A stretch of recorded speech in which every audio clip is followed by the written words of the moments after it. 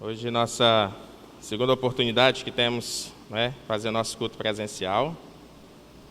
A gente tem feito transmissão aí no YouTube. E, como eu havia comentado na nosso último culto, nós vamos iniciar. Vou afastar aqui, senão eu vou cair, vocês vão rir de mim. Nós vamos começar uma série de mensagens, Nos cultos online, a gente está terminando uma série sobre o sábio e o tolo, a diferença entre os dois. E nós vamos começar uma série no presencial. Começar hoje. Aí semana que vem no culto vai ser online ainda, Provavelmente em setembro nós vamos normalizar e ser todos os cultos presenciais. Mas até lá ainda fica intercalando. E essa série é justamente um estudo sobre o que as Escrituras dizem, sobre os eventos futuros. O título dessa série é Quanto Tempo Nos Resta? Você já parou para pensar? Quanto tempo nos resta? O meu tempo é diferente do seu tempo, provavelmente. O tempo de cada um aqui é diferente do outro, Nós temos vários eventos que afetam individualmente nós, Nossa vida, nossa saúde, fatalidades, coisas boas, coisas ruins. Então, muitas coisas nos afetam ao longo da nossa vida. Mas a Bíblia fala, de acontecimentos que afetarão a todos, sem exceção. A Bíblia fala de que Deus criou o mundo, criou o homem. O personagem principal do Éden era Adão e Eva. Adão e Eva não eram os visitantes, Adão e Eva eram os convidados de honra que Deus fez para o mundo que Ele criou. Nós somos os convidados de honra para o mundo que Deus criou. Toda a criação, ela, aos olhos de Deus, era bom. Mas Gênesis disse que quando Deus criou o homem, Ele disse que aquilo que Ele tinha feito era muito bom. Então, Deus projetou o homem de forma infinita. Às vezes a gente pensa que a nossa vida, ela tem 3 estágios, Início, meio e fim. Nós conhecemos apenas um estágio, um momento, que é o início, o nosso nascimento. Não sabemos do meio. Será que eu já passei do meio? Será que a gente já passou? Ou ainda estamos na subida da ladeira, antes de chegar no meio. Muito menos sabemos o fim. Mas, na verdade, nós somos formados por 2 coisas básicas que Deus diz em sua palavra. Formou o homem do pó da terra. O pó é o quê? A matéria.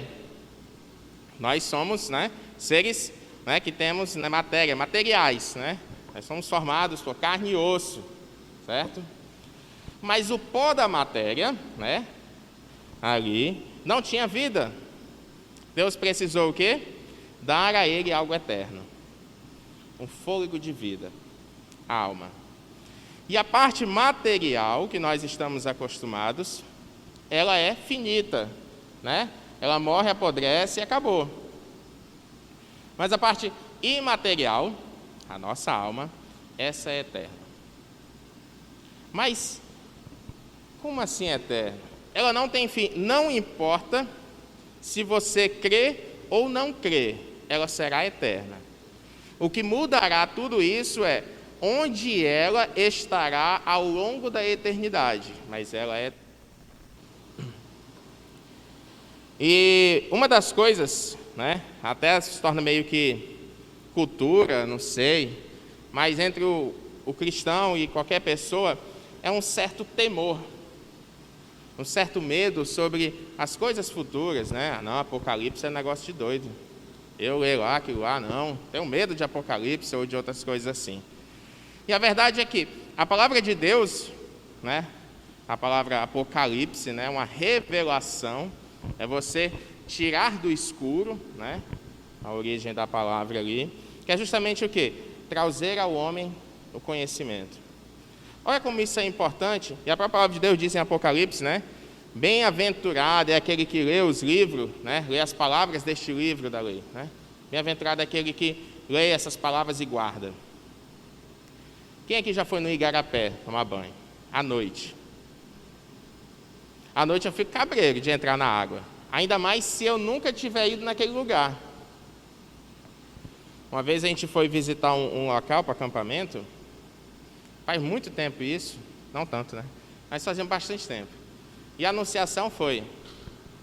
E a anunciação, eu acho, né? Eu não tenho certeza. Mas eu acho que ela nunca tinha ido lá. E era à noite, ela já entrou na água. A gente ficou, meu Deus do céu, é doido. Vai que tem uma cobra aí, um jacaré, sei lá. Vai que tem um tronco, né? Basta um tronco para você rasgar o joelho e se machucar. A água de dia é a mesma, né? O ambiente ali é o mesmo. Mas de dia não dá o mesmo medo. Porque nós estamos visualizando. Eu vejo ali, não, aqui é só areia mesmo. Não tem outras coisas. O ambiente não mudou, mas o meu conhecimento em relação a ele, sim. Então, quando não há o conhecimento, há o quê? Margem para o medo. Quando há um conhecimento, há o quê? Segurança. O amor, né? A palavra de Deus diz que o medo e o amor, ele não reinam no mesmo lugar ali. O medo, ele impede o perfeito amor. Então, com as Escrituras é da mesma forma. Nós tendo o conhecimento, nós vamos retirar o medo. E uma das coisas que apavora muitas pessoas é sobre a questão, né, da vida e morte. E para o que crê, as Escrituras nem chamam de morte, né? Falam adormecidos, porque sabe que será eterno a existência ali. Nós passaremos de uma fase para outra. Mas existe uma palavra, né, que é destinada a isso. Pode botar, Isabela, o próximo? Se chama escatologia, né? Escatologia é o estudo do fim dos tempos, né? Dos últimos dias, da consumação. Esse é o termo. Vem de escatos, né? O último, né? Até o último, e assim por diante, a expressão. E logia, que é estudo, né? Logia a gente é mais acostumado a ouvir, né? Psicologia, pedagogia, sei lá no que gia, né? Filosofia. Mas filosofia tem gia? Né? Mas é o estudo dos últimos dias, o estudo, né, do fim dos tempos. Pode colocar, Isabela. E aí nos vem uma pergunta. Por que estudar? Por que a gente tirar o nosso tempo para estudar escatologia, né? A ordem dessas coisas. Qual a importância disso para a nossa vida? Uma coisa eu comentei, retirar o medo. Quando há o conhecimento, né, nós temos o quê? Mais convicção, mais tranquilidade. Mas eu tenho uma pergunta antes para vocês, antes da gente continuar. Coloca aí, Isabela. Você crê? Antes da gente tirar o nosso tempo para estudar um pouco da palavra de Deus, e não apenas o livro de Apocalipse, mas várias outras passagens falam sobre isso. Você crê? Você crê que a palavra de Deus é realmente pura e perfeita? Que toda a vontade de Deus, né, a sua palavra, olha como nós nos referimos à Bíblia, e ela mesma se refere, palavra de Deus. Se você já foi em uma audiência, em alguma outra situação semelhante, existe o papel do escrivão, onde a audiência, o juiz, advogados, réus, autores, testemunhas e outros falam, e o escrivão registra suas falas. A Bíblia é o registro da fala de Deus. Por isso que o nome é palavra, da palavra dita, a palavra de Deus. Por isso que a Bíblia é um livro que tem poder de transformação, porque ela não é um papel qualquer, escrito por qualquer pessoa. Porque o que nela está escrito representa o quê? A palavra dita. E a palavra de Deus, ela tem poder. A própria Bíblia diz que a criação veio da palavra. Faça-se luz, haja luz, separem-se as águas, apareça a porção seca, separem-se o firmamento, surjam animais assim, assim, assim. Então, a palavra que exerce poder. E é engraçado, em diversas passagens, que Deus usa pessoas, né, profetas, e ele dizia assim, fale isso. É porque Deus simplesmente não vai lá e faz, né? Deus dava ao homem o poder da palavra. A palavra que iria agir, dizia, ele falou, exemplo, a vários profetas, né? Ezequiel, fale isso, para que isso aconteça. Moisés, vá lá, Moisés, fale ao faraó, fale que vai acontecer isso e assim por diante. A palavra que exerce poder. A própria Bíblia diz, pode passar aí, Isabela, em Timóteo 3, 16 e 17, 2 Timóteo, que toda a Escritura, né, toda essa palavra, ela é inspirada por Deus e útil para o ensino, para a repreensão, para a correção, para a instrução, para que o homem de Deus seja apto e plenamente preparado para toda boa obra. Então, essa é a palavra. Você crê nisso? É fundamental você ter essa convicção para você seguir todo o nosso estudo. Então, se nós cremos, pode colocar, Isabel. Bora dar uma lida em 2 Pedro, capítulo 3, que Pedro fala exatamente nessa passagem daqueles que não criam e que colocavam em dúvida a nossa fé, a nossa convicção. 2 Pedro, aí, para quem não sabe, está lá no finalzinho, depois de 1 Pedro.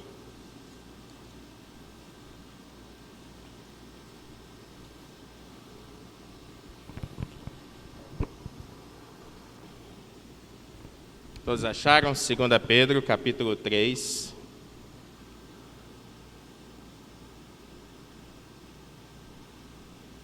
Bota aqui o relógio. Diz assim: Amados, esta é agora a segunda carta que escrevo a vocês. Em ambas quero despertar com estas lembranças a sua mente sincera, para que vocês se recordem das palavras proferidas no passado pelos santos profetas e do mandamento do nosso Senhor e Salvador, que os apóstolos de vocês ensinaram a vocês.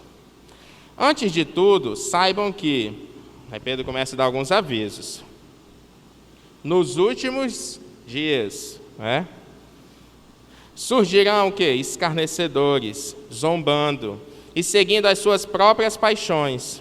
Eles dirão: o que houve com a promessa da sua vinda? Desde que os antepassados morreram, tudo continua como desde o princípio da criação. Mas eles deliberadamente se esquecem de que há muito tempo, pela palavra de Deus, existem céus e terra. Esta formada da água e pela água. E pela água o mundo daquele tempo foi submerso e destruído. Pela mesma palavra, os céus e a terra que agora existem estão reservados para o fogo, guardados para o dia do juízo e para a destruição dos ímpios. Pausa bem aí. Primeira parte que Pedro coloca aí é o destaque justamente daqueles que colocam em dúvida. Rapaz, já passou muito tempo, está tudo do mesmo jeito. Vocês estão esperando a vinda, mas não acha que está demorando, não? Será que Deus não se esqueceu e atrasou? Você já fez um compromisso e esqueceu totalmente?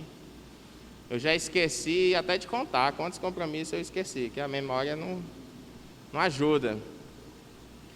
Mas o que ele está dizendo aqui é que Deus se esqueceu da promessa. Não Pedro dizendo, mas Pedro citando pessoas que colocam isso na dúvida das pessoas, né?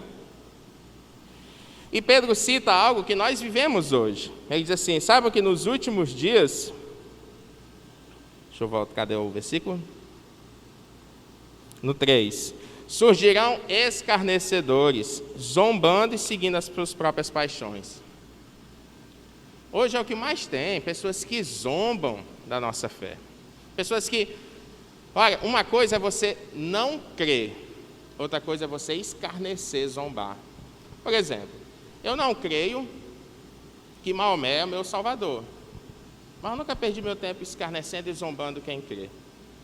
Eu creio que ele precisa conhecer a verdade, mas eu não acho que essa vai ser a melhor forma de convencê-lo, zombando. Mas com o cristão, não há limites. Você não pode falar mal de Maomé, senão você vai começar uma guerra. Olha aquele jornal francês que fez piadas com Maomé na sua revista eletrônica. Fizeram um atentado ao jornal, um monte de gente morreu. Mas o cristão, qual é o comportamento do cristão quando é escarnecido e zombado? Jesus disse o quê? Ofereça outra face. Não dê o mal, não retribua o mal com o mal, mas sim com o bem. O próprio Cristo passou por isso, foi escarnecido e zombado. O que ele fez? Senhor, lança um foguete bem na cabeça desses caras aqui. Não, Senhor, perdoa, porque eles não sabem o que estão fazendo. Olha, recentemente no carnaval, que fizeram uma das escolas, eu não sei qual, nem sei se foi São Paulo ou Rio, mas foi um desses dois grandes estados, que tinha alguém caracterizado de Satanás, né? Aquela roupa vermelha, com fogo, com tridente aqui, eu não sei porque acham que Satanás tem aquele negócio, né? O garfo grande. E Jesus, né? Semelhante ao Cristo da crucificação, todo cheio de sangue, apenas, né, com as roupas íntimas aqui protegendo. E ele era arrastado, né? Ou seja, Satanás, né, humilhando e derrotando o Cristo. E aí um monte de gente reclamou. Houve também algumas aparições não sei se foi nesse ou se foi numa parada gay da vida aí que tinham as lésbicas lá, né? Como Cristo. Era uma zombaria. E as pessoas, alguns, né, reclamando, não sei o quê. Tu espera o quê? Do carnaval, que eles vão glorificar a Deus? Como é que não deveria nem estar assistindo o carnaval, né? Mas, o que Pedro disse, não se espante, porque nos últimos dias aparecerão escarnecedores. Eles querem defender as suas próprias paixões. Então, por isso que a própria palavra também diz, o apóstolo Paulo escreve, vai coçar os ouvidos quando ouvirem a verdade. É ruim ouvir a verdade quando nós estamos vivendo uma mentira. Quando nós vivemos na verdade, ouvir a verdade é agradável. O próprio provérbio diz, né? Sabedoria é agradável, o entendimento é agradável à sua alma.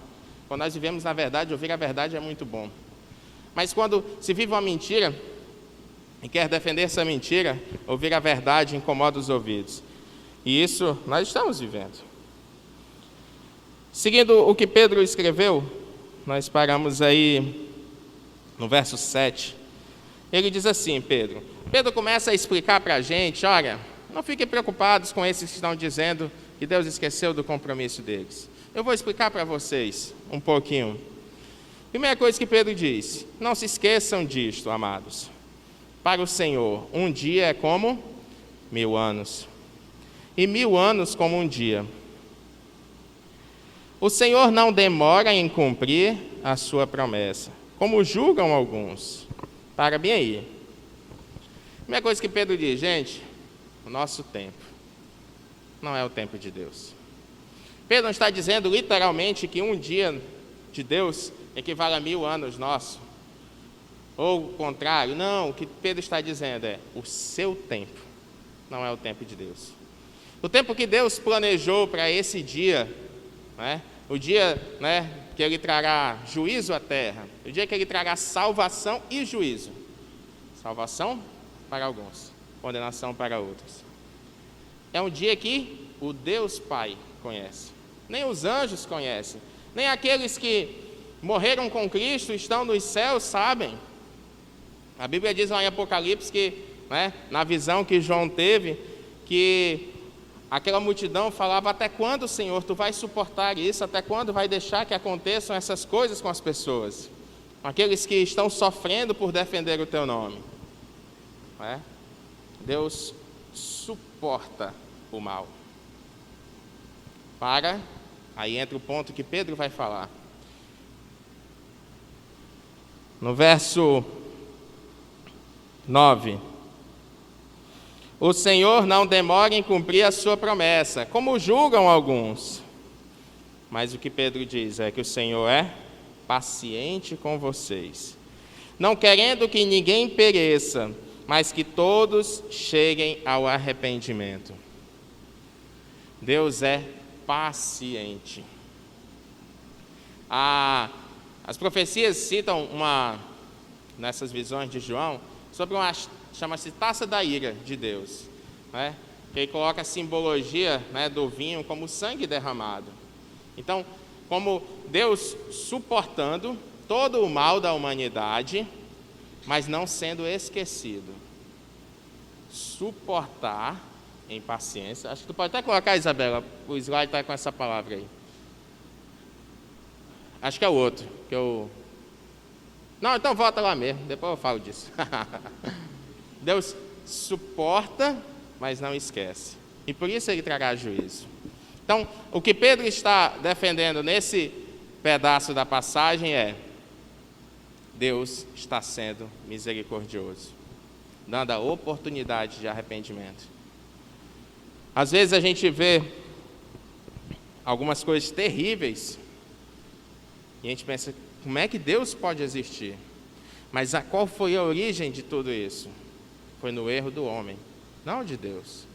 Deus colocou o homem no melhor lugar, deu ao homem os melhores atributos, mas o homem escolheu distanciar-se de Deus. E daí vem todas as consequências do pecado. Vamos seguir só mais um pouco em Pedro. 10. O dia do Senhor, porém, virá como ladrão. Os céus desaparecerão com um grande estrondo. Os elementos serão desfeitos pelo calor, e a terra e tudo o que nela há será desnudada. E agora começa a advertência de Pedro. Visto que tudo será assim desfeito, que tipo de pessoas é necessário que vocês sejam? Vivam de maneira santa e piedosa, esperando o dia de Deus e apressando a sua vinda. Naquele dia, os céus serão desfeitos pelo fogo, e os elementos se derreterão pelo calor. Todavia, de acordo com a sua promessa, esperamos novos céus e nova terra, onde habita a justiça. A Bíblia diz que o mundo jaz no maligno. Novos céus e a nova terra, onde habita a justiça. Portanto, amados, enquanto esperamos essas coisas, empenhem-se para serem encontrados por Ele em paz, imaculados e inculpáveis. Tenham em mente que a paciência de nosso Senhor significa salvação. Como também o nosso amado irmão Paulo escreveu a vocês com a sabedoria que Deus lhe deu.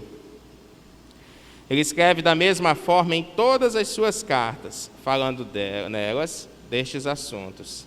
A gente vai ver Tessalonicenses, né, que Pedro está falando que Paulo escreve, e Tessalonicenses é uma das cartas que Paulo fala muito legal sobre esse assunto. Suas cartas contêm algumas coisas difíceis de entender, as quais os ignorantes e instáveis torcem, como também o fazem com as demais escrituras, para a sua própria destruição. Portanto, amados, sabendo disso, guardem-se, para que não sejam levados pelo erro dos que não têm princípios morais, nem percam a sua firmeza e caiam. Cresçam, porém, na graça e no conhecimento do nosso Senhor e Salvador Jesus Cristo. A Ele seja a glória, agora e para sempre. Amém. Pedro começou falando, né, o que as pessoas deviam estar ouvindo na época e o que nós ouvimos hoje. E ele diz, olha, não se preocupe, Deus não esqueceu da sua promessa. Deus está demonstrando a sua paciência. E logo em seguida ele fala da paciência e misericórdia. Logo em seguida ele fala do quê? Da nossa advertência.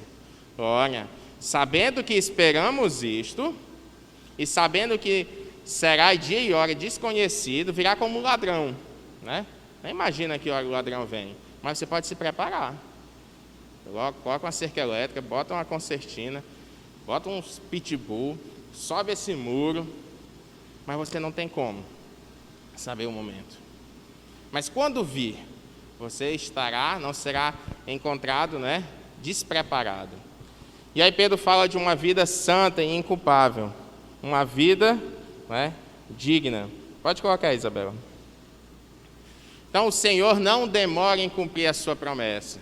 Repetindo o verso 9. Como julgam alguns, pelo contrário, Deus é paciente com vocês, não querendo que ninguém pereça, mas que todos cheguem ao arrependimento.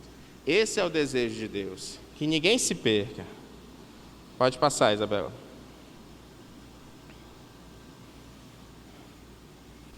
Então, respondendo àquela pergunta, por que estudar isso? Qual a importância para a nossa vida? Pode passar. A importância é para que a gente não seja pego de surpresa. Para não sermos encontrados por Ele, para sermos encontrados por Ele em paz, imaculados e inculpáveis.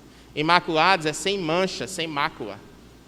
A mancha que fala aí é justamente o pecado que mancha a nossa vida.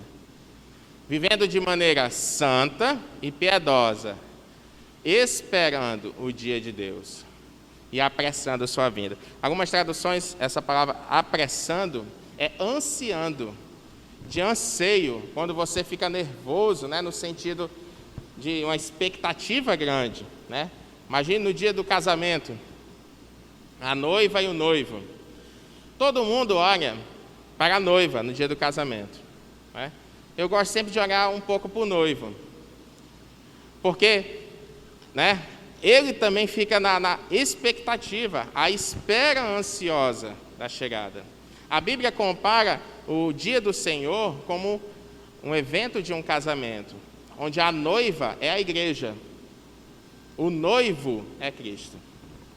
Então, nós somos a noiva, estamos esperando o grande dia do encontro com o nosso Deus. Então, é essa mesma expectativa de um grande evento, de um grande casamento, do seu melhor momento na sua vida. Poxa, o dia da minha formatura, o dia que vai ser isso, vai ser aquilo. Às vezes é um jogo que a gente fica na expectativa, é algum acontecimento.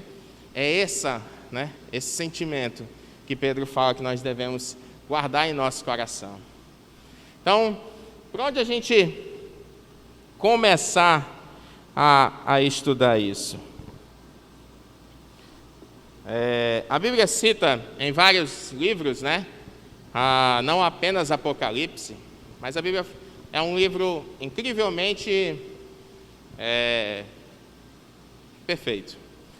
Porque a próprio verso que nós lemos em Timóteo fala de que as Escrituras, a Bíblia, foi divinamente inspirada.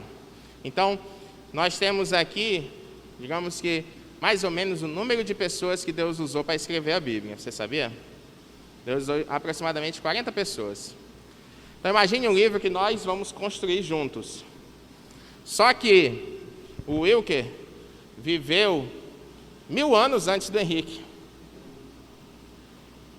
Imagine a probabilidade, a possibilidade de que nós construíssemos um livro juntos, cada um com suas experiências diferentes, seus traumas de vida ou não, sua família com problemas ou não, a sua idade, o seu grau de instrução ou não, e o momento em que você vive. Nós vamos construir um livro juntos. Mas esse livro não vai conflitar. O que a Luana disser vai ser perfeitamente compatível com o que o Henrique disser. Isso é a Bíblia. Essa é a palavra de Deus registrada. Então, nesses livros, alguns, por exemplo, Daniel, que eu citei lá na nossa cronologia, fala também sobre algumas coisas que Deus revelou a ele sobre esses dias. Apocalipse se encaixa. Outra passagem, Tessalonicenses. Quem escreveu Tessalonicenses? O apóstolo Paulo, que viveu há alguns anos, o seu ministério começou, na verdade, alguns anos depois que Cristo morreu. Ele não viu Cristo ali antes dele morrer e ressuscitar, mas depois ele iniciou o ministério. Então, quando Mateus escreveu o que ele viveu com Cristo, Paulo ainda nem pensava em escrever uma carta, porque ele nem sequer acreditava nesse Cristo. mas tudo isso se encaixa. E uma coisa que me preocupa, quando for dar o corte a gente está gravando para as pessoas que não podem vir para o culto, depois assistir. Quando for dar o corte da câmera, tu me avisa, só para tu apertar e pausar e depois já deu o corte, saltou, então segue a vida. Então, uma das coisas que me preocupa na palavra de Deus, na Bíblia, é que há um dia que Deus reservou, né, que é o julgamento da terra. E o que me preocupa nesse julgamento da terra é que ele não vai ser um dia comum, mas as pessoas o tratam como comum. Quero que você abra agora a sua Bíblia em 2 Tessalonicenses, vamos começar a dar uma analisada. Logo no início do livro, você volta um pouquinho aí, Colossenses, Tessalonicenses, a segunda carta, a partir do verso 6, diz assim, acharam aí? 2 Tessalonicenses, capítulo 1, a gente vai do verso 6 ao 10. O tempo passa rápido demais. Diz assim: é justo da parte de Deus retribuir com tribulação aos que lhes causam tribulação, e dar alívio a vocês que estão sendo atribulados, e a nós também. Isso acontecerá quando o Senhor Jesus for revelado lá dos céus, com os seus anjos poderosos, em meio a chamas flamejantes. Ele punirá os que não obedecem ao Evangelho de nosso Senhor Jesus. Eles sofrerão a pena da destruição eterna, a separação da presença do Senhor e da majestade do seu poder. Isso acontecerá no dia em que ele vier, para ser glorificado em seus santos e admirado em todos os que creram, inclusive vocês que creram em nosso testemunho. Aí ele continua a exortação. Mas o ponto principal, né, é aqui que ele fala: ele punirá os que não conhecem a Deus e os que não obedecem ao Evangelho de nosso Senhor Jesus. Aí quando ele diz o verso 9, eles sofrerão a pena da destruição eterna, a separação da presença do Senhor e da sua majestade. Você sabe o quão sério é isso? Uma vida eternamente distante de Deus. Hoje a gente ouve muitas pessoas, e às vezes nós pensamos em nosso coração que nós conseguimos viver a vida do nosso jeito, sem a necessidade de Deus, sem a presença de Deus. Só que o mundo em que vivemos só ainda se mantém num nível aceitável porque Deus ainda o domina. O mundo ainda está no domínio de Deus. Apesar do mundo jaz no maligno, o pecado, a maldade no coração do homem ter se espalhado ao nível absurdo, o Espírito de Deus, né, Jesus prometeu, o Consolador, ainda está nesse mundo. O problema é que haverá um dia de separação definitiva, onde nada que é agradável, nada que provém de Deus estará presente. Para aqueles que forem levados, né, pela condenação eterna, não haverá um instante de sossego. A Bíblia é bem clara em dizer que o inferno, né, essa separação foi preparada para Satanás e seus anjos, não foi para o homem. O homem que ao longo de sua vida escolhe ir para lá. A palavra de Deus diz que a salvação vem por Cristo. Romanos 10, 9 e 10 diz: se com tua boca confessares que Jesus Cristo é o Senhor, que Deus o ressuscitou dos mortos, com teu coração você crê, serás salvo. Eu não preciso enfrentar a cruz, eu não preciso me martirizar, eu preciso apenas crer e confessar. Mas o homem decide não crer e não confessar. Nós estamos escolhendo o nosso caminho. E quando nós não escolhemos o caminho da salvação, a Bíblia não enfeita. Às vezes a gente lê a passagem e acha que parece um negócio de filme de terror, assustador. Mas a Bíblia não enfeita aquilo que é sério. A Bíblia diz, Deus ele alerta para que chame a nossa atenção. Se chamando a atenção de palavras duras, a gente ainda negligencia, imagine se enfeitasse. Uma vez eu vi uma cena, e hoje eu tentei achar essa cena na internet, não consegui. Era uma novela da Globo, que mostrava um pedacinho do que seria o inferno, né? O rapaz morreu, no céu não foi aceito, ele foi pegar o bilhete lá, né? Fizeram uma sátira nesse sentido. Não, aqui você não entra, deu o bilhete, ele foi para outro canto. Mas o inferno para ele era ótimo. O inferno tinha uns amigos dele tocando pagode, tinha mulheres, tinha bebida. Essa era a visão de inferno. Era uma sátira, uma zombaria mesmo, né? Com a palavra de Deus, dizendo assim, esse pessoal fica aí falando essas coisas. Mas a Bíblia diz que não haverá sossego.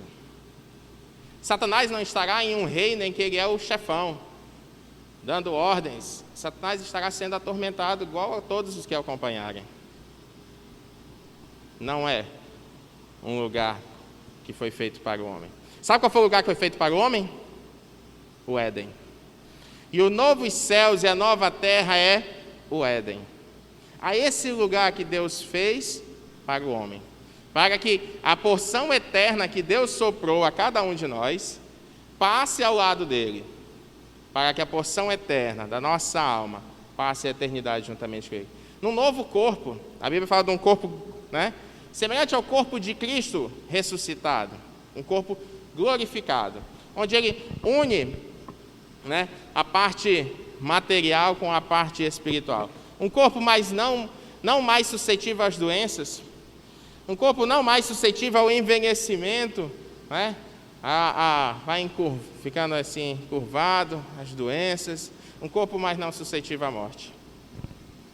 Mas um corpo em que, como Cristo comeu, Cristo depois de ressuscitar, eles fizeram refeições, comeu, bebeu, um corpo em que junta a parte material e a parte eterna da alma, de forma em que ele não mais está suscetível ao pecado. A esse destino, Deus preparou cada um de nós. Para a gente seguir aqui, que já está bem avançado o horário. Isaías, capítulo 24.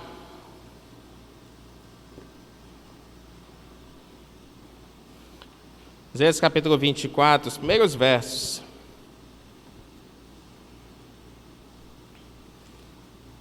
Diz assim: vejam, o Senhor vai arrasar a terra e devastá-la, arruinará a sua superfície e espalhará seus habitantes. Será o mesmo, não vai ter distinção, para o sacerdote e o povo, para o senhor e o servo, para a senhora e a serva, o vendedor, o comprador, para quem toma emprestado e quem empresta, para o devedor, o credor. A terra será completamente arrasada e totalmente saqueada. Quem falou esta palavra foi o Senhor. A única distinção será para quem crê e não crê. Este mundo, como nós o conhecemos, não mais será visto. A única distinção será para quem crê e não crê. E às vezes a gente lê isso e eu chego a pensar, mas isso, o fato de Deus trazer juízo à terra, diminui o seu amor por nós? Significa que Deus não nos ama? O fato de Deus, trazer consequências às nossas atitudes, significa que Deus não nos ama tanto quanto a gente tanto prega? O próprio Provérbios da semana que a gente meditou, diz: meu filho, não despreze a disciplina do Senhor, nem se magoe com a sua repreensão, pois o Senhor disciplina quem ama, assim como o pai faz ao filho de quem deseja o bem. Deus não quer que nenhum se perca. A passagem que a gente leu falou exatamente disso. E outras passagens também diz, Mateus 18, você pode abrir depois, 14, diz assim: o Pai de vocês que está nos céus não quer que nenhum destes pequenos se perca. Essa passagem é justamente naquela parábola da ovelha perdida. Da mesma forma que o pastor, que quando viu que só tinha 99, foi lá e buscou e trouxe a ovelha que tinha se perdido, o Pai Celestial não quer que ninguém se perca. Em Timóteo também, a palavra de Deus diz a mesma coisa. Deus, nosso Salvador, deseja que todos os homens sejam salvos e cheguem ao conhecimento da verdade. Deus quer que nós o conheçamos a sua verdade, a sua palavra. Isso está em 1 Timóteo capítulo 2, versos 3 e 4. Então o desejo de Deus é que todos sejam salvos. Por isso Deus suporta, aguenta. Assim como Cristo aguentou o peso dos nossos pecados na cruz, Cristo não era nem merecedor e Cristo tinha todo o poder, mas Ele aguentou, Ele suportou, como uma ovelha muda que vai ao matadouro, aguentou calado tudo aquilo. Deus suporta a maldade do homem, mas Ele não esquece. Tudo está registrado e o homem responderá por tudo isso. E como que Satanás age diante de tudo isso? Ele age fazendo simplesmente as pessoas deixarem a vida levar. Hoje não vai dar tempo, mas semana que vem a gente vai continuar pegando. Mateus capítulo 24, que é o momento em que os discípulos, e eu fico pensando, rapaz, estando junto com Jesus, eles tinham que ter feito mais perguntas, né? Tinha que não perguntar mais umas coisas aqui para anotar, porque... Mas eles perguntaram muita coisa. E uma das coisas que eles perguntaram foi, quando será o sinal da tua vinda? E Jesus fala algumas coisas, a gente vai ler esse capítulo minuciosamente. Se você essa semana puder ler ele, ótimo, para você, anote aí, Mateus capítulo 24. É o capítulo todo esse assunto. Ele é de certo modo, nós podemos dizer que Mateus 24 é o resumo do livro de Apocalipse. Em poucas palavras, é o resumo do livro todo. Mas o que Jesus diz no meio de toda essa conversa é, assim como nos dias de Noé, os dias de Noé foram o quê? Dias próximo a um juízo. Juízo é o quê? Um julgamento. O julgamento foi o dilúvio. Assim como nos dias de Noé, as pessoas vão o quê? Casar, vão fazer festa, vão viver suas vidas. Jesus está dizendo, será um tempo de normalidade. Por quê? Como ladrão, vai vir de repente. Então, o que Satanás faz? Faz que as pessoas pensem exatamente como as pessoas dos dias de Noé. Vivam suas vidas. O que este homem está falando, no caso Noé, ele é doido. Ignorem ele. Né? A própria palavra diz, eles viveram sua vida até que o dilúvio veio. E a porta se fechou. Deixa eu dizer uma coisa. Hoje, Cristo é o nosso Noé. Cristo é a arca que salvou aqueles 8 homens, e que a Bíblia diz que o próprio Deus fechou a porta. A arca dos nossos dias é Cristo. Cristo é a arca, que quer nos tirar de todo esse dilúvio de maldade, de todo esse dilúvio de coisas ruins do pecado, que vai levar esse mundo, como ele vem arrastando já. O que Satanás quer que a gente ignore, que a gente ouça por um lado e saia pelo outro e esqueça. E finja como se isso nunca acontecerá. Ou pior, acha que os nossos atos são suficientes para nos salvar. Isso é uma pregação muito comum. Por que eu precisaria disso? Eu nunca roubei, o Henrique nunca matou, nunca fez isso. Rapaz, merece o céu. Rapaz, tem que ir para o céu. Júlio nunca fez isso, tem que ir para o céu. Não é o nosso merecimento. Lembra do que Pedro colocou? Imaculado, sem uma manchazinha de pecado sequer. Se você nunca errou na sua vida, então você pode entrar nos céus. Mas se você já tiver errado uma vezinha, já era. A sua mancha não sai pelos seus atos, somente por Cristo. Então, isso é o plano que Satanás quer, que nós simplesmente ignoramos isso. E aí, como os discípulos perguntaram a Jesus, Jesus deu vários sinais. E esses sinais nós vamos continuar, a estudar nos próximos cultos. E eu convido você a participar. é que a gente entenda um pouquinho melhor. Você pode não crer ao final de tudo, mas você vai pelo menos conhecer. E o que eu quero que você saia hoje no seu coração é com uma certeza. A Bíblia não diz o dia e a hora que Cristo virá. Ela diz, mas vocês podem reconhecer a época. Eu não sei exatamente quando começa e quando termina o inverno, o verão. Agora a gente está nessa época, não estamos? Terminando o inverno e começando o inferno, né? Porque é quente. Olha, se aqui é quente, não quero ir para o inferno. Então, mas nós reconhecemos a época. E nós podemos reconhecer a época. Cristo está próximo. Nós precisamos fazer uma decisão, um concerto com o nosso Deus. Se você nunca aceitou a Cristo, tome uma decisão. Não deixe a oportunidade passar, não empurre isso para frente. Se você tomou uma decisão com Cristo, mas se afastou, se reconcilie. A Bíblia diz, numa parábola, a parábola das 10 virgens. É justamente a analogia de Apocalipse. O encontro do noivo com a noiva. E naquela época tinha as damas de honra, da noiva, que ela fala da parábola das 10 virgens. E elas iriam acompanhar todo o cortejo, nupcial. Não sei se fala cortejo, mas toda a cerimônia. E foi avisado, o noivo se aproxima. E 5 despreparadas tiveram que sair, aí atrás de óleo, porque as suas lamparinas estavam se apagando. E o noivo chegou, e elas ficaram do lado de fora. E a Bíblia diz, fique dentro.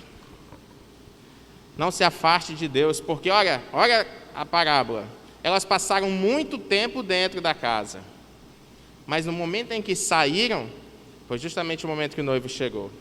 Às vezes a gente passou a vida toda na igreja, ou a vida toda tendo um relacionamento com Deus, e aí por algum motivo, alguma decepção da vida, a gente se distancia justamente nesse momento em que Cristo volta. Reconcilie-se com seu Deus. Reconcilie-se com Jesus. Vamos ficar de pé, vamos orar ao nosso Deus. Eu peço que você faça uma reflexão no seu lugar. Se Cristo viesse hoje, como seríamos encontrados? Se Cristo viesse exatamente nessa noite, como não sabemos o dia e a hora, você pode tomar uma decisão agora. Seu coração, se você crê, é o primeiro passo. Se você diz com a sua boca, Jesus, eu creio, tu é o meu Senhor, é o meu Salvador, é o segundo passo. Se você por algum motivo se afastou, se reconcilie, peça perdão durante a sua oração, peça perdão a Deus. Peça que Ele volte a ser o dono da sua vida.